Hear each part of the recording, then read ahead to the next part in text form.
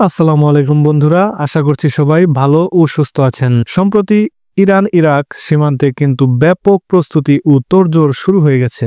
সামরিক খাতে নতুন প্রযুক্তির ব্যবহার নিশ্চিত করতে যাচ্ছে ইরান। এদিকে আবারও ট্রাম্প পাকিস্তানের আর্মি চিফকে সাক্ষাতের জন্য আমন্ত্রণ জানিয়েছেন, যা খুবই রহস্যজনক বার্তা দিচ্ছে।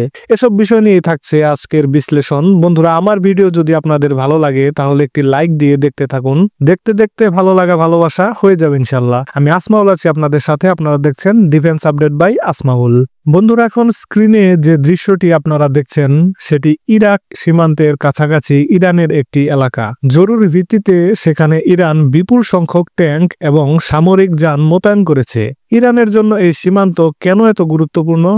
কারণ পূর্বের অভিজ্ঞতায় দেখা গেছে ইরানের উপর হামলার ক্ষেত্রে যুক্তরাষ্ট্র ও ইসরায়েল প্রায়শই ইরাকের এই সীমান্ত অঞ্চল ব্যবহার করেছে। উদাহরণস্বরূপ বলা যায়, বেশ কিছুদিন আগে প্রায় 12 দিনের ইরান ইসরায়েল সংঘর্ষের সময় বহু মোসাদ এজেন্ট এই সীমান্ত দিয়ে প্রবেশ করে বিভিন্ন হামলা চালিয়ে পুনরায় একই পথ দিয়ে ইসরায়েলে ফিরে গিয়েছিল।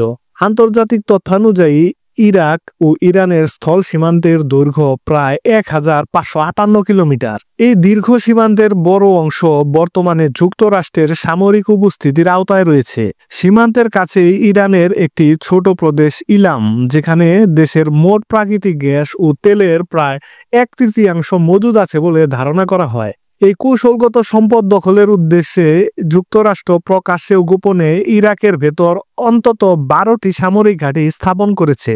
ইরাকে যুক্তরাষ্ট্রের গুরুত্বপূর্ণ ঘাঁটির মধ্যে আছে আল আসাদ এয়ারবেস, বাগদাদের গ্রিন জোন, আরবিল বেস এবং আরও কয়েকটি ফরওয়ার্ড অপারেশন পয়েন্ট। সব মিলিয়ে যুক্তরাষ্ট্র ও ইসরায়েল সীমান্ত অঞ্চলে এমন এক সামরিক নেটওয়ার্ক গড়ে তুলেছে যা ইরানের বিরুদ্ধে দ্রুত আক্রমণ পরিচালনার জন্য প্রস্তুত। এই পরিস্থিতিতেই ইরান তার সীমান্ত সুরক্ষায় বড় আকারে সেনা সমাবেশ শুরু করেছে।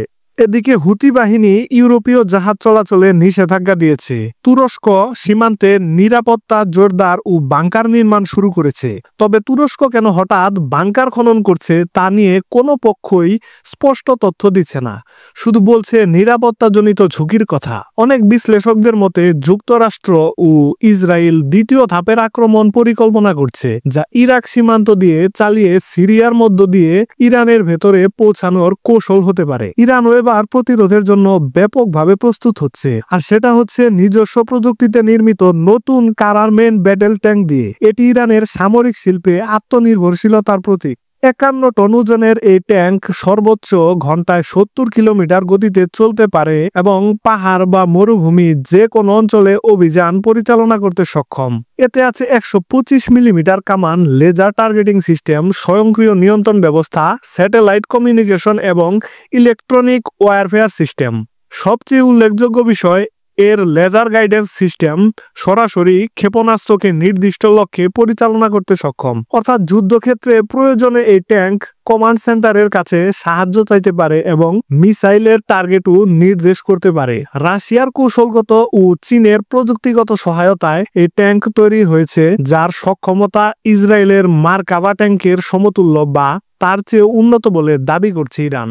তবে যুক্তরাষ্ট্রের ইরাকের ঘাঁটিগুলো ব্যবহার করে সীমান্তে আক্রমণ চালানোর ক্ষেত্রে সবচেয়ে বড় চ্যালেঞ্জ হলো লজিস্টিক সাপোর্ট। কারণ ইরাকের ভেতরে পৌঁছাতে হলে জাহাজগুলোকে হুরমুজ প্রণালী অতিক্রম করতে হবে, যা ইরানের নিয়ন্ত্রণাধীন। যুদ্ধ শুরু হলে ইরান প্রথমেই এই প্রণালী বন্ধ করে দিতে পারে। সেক্ষেত্রে যুক্তরাষ্ট্রের বিকল্প ভরসা পাকিস্তানের আকাশসীমা ও ভূখণ্ড ব্যবহার করলে ইরানের আক্রমণ সহজ হবে।